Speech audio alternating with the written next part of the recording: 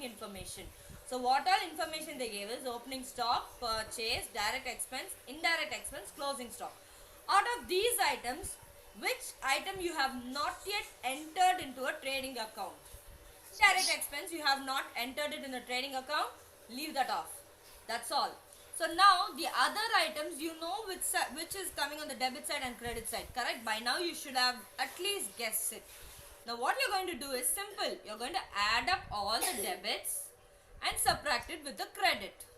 That will give you the cost of goods sold. That's all. So here in your problem, just you're going to write working note for cost of goods sold. So there's no particular format or anything for this, just you're going to write it and you're going to do it. So first list out all the debit items. So the first item, all the debit items is, from the debit is let me just go ahead like this. Opening stock, then they gave purchases, then they gave direct expenses.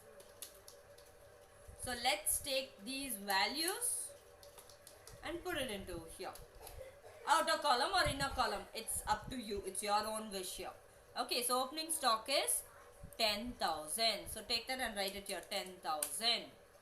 Purchases is 80,000. That also take and write 80,000. Direct expenses is 7,000. So direct expenses 7,000. So what are you going to do with all these three? You have to add all the three items. So if you add it, how much will you get? 97,000. So write that there, 97,000. Okay. Next we have only one credit item. What is that one credit item given for you? Closing stock. So look into the sum. How much is closing stock? 15,000. 15,000 over there.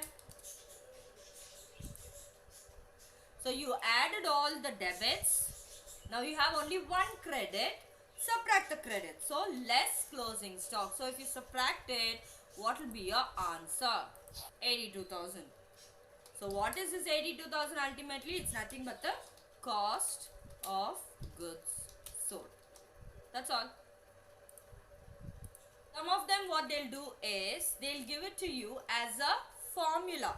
Okay, for example, the same thing what we have done, how they'll give it to you is cost of goods sold, okay, is equals to opening stock, the first debit, plus, okay, purchases, the second debit, okay, expenses, the third debit, and one more was the credit, minus closing stock. Okay, like a formula they'll do. You can sit and do 10 plus 8, 80, 90, 90 plus 7, 97, 97 minus 15, you will get the same. Got it? So either ways it's the same. Why I usually prefer this way, that is writing it out vertically instead of a formula method is, okay, it will be easy. I need not go to the rougher column, write out all the values again, waste my 1 minute and then do the addition, then do the subtraction.